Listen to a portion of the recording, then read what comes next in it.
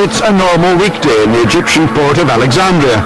Wandering amongst the markets and street stalls are two of the stars of the city's very own rugby club, Moody Mohammed and Mohammed Geneish.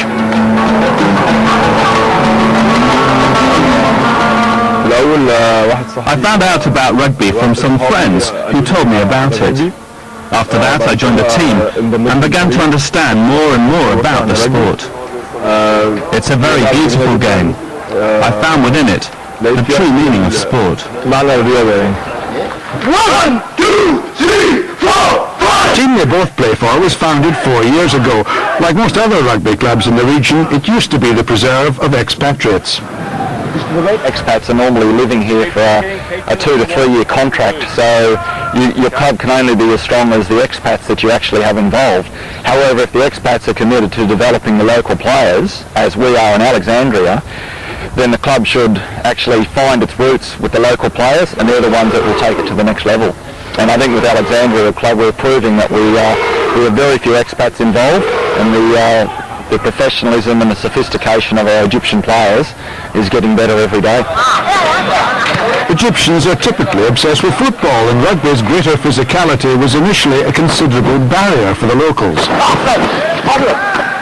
One of the only challenges we have with the players is getting them over that fear or hurdle of breaking through the contact sport barrier. Once they've broken through that, well, they're fine. But it is a bit strange for them where they've spent 20 years of their life playing soccer, and then all of a sudden they see a big prop forward charging at them wanting to belt them. They have to get over that. Once they break through that, though, they're fine. They're good. But adapting to a contact sport came more easily to Geneish than most. Rugby suits my physique completely. Football requires people who are smaller, but in rugby it's great to be bigger. A lot of sports just depend on strength, and others just depend on speed. In rugby, you need both at the same time. Mohammed Geneish is one of our star players, a bit of a gentle giant, but certainly on the field, extremely competitive, extremely damaging as a ball running forward. Likes the hard stuff, and it's a shame. I mean, if he was in Australia and had come through the skill ranks, he'd be playing representative football without a doubt. Definitely has that competitive spirit and that will to win, which is essentially an all-champion players. Mohammed may enjoy the sport, but his family remain to be convinced.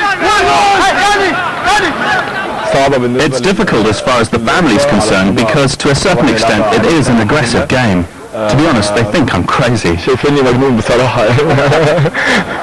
And Mohammed looked to be heading for another ticking off at home after he suffered a broken nose on the first day of the Alexandria Tens, a tournament organised by his club for teams from Egypt, Libya and Syria. I got my nose broken.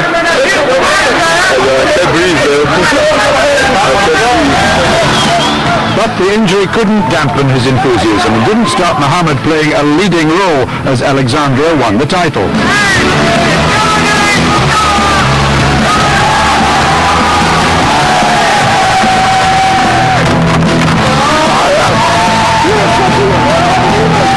The tournament had been a great success and hopefully a stepping stone to greater things for rugby in the country. At the moment, Alexandria and the rest of Egypt are only really missing a national federation. That's really the only thing in our way. There's an Egyptian national team made up of players from Cairo and Alexandria, and I'm convinced that rugby here is heading for a bright future.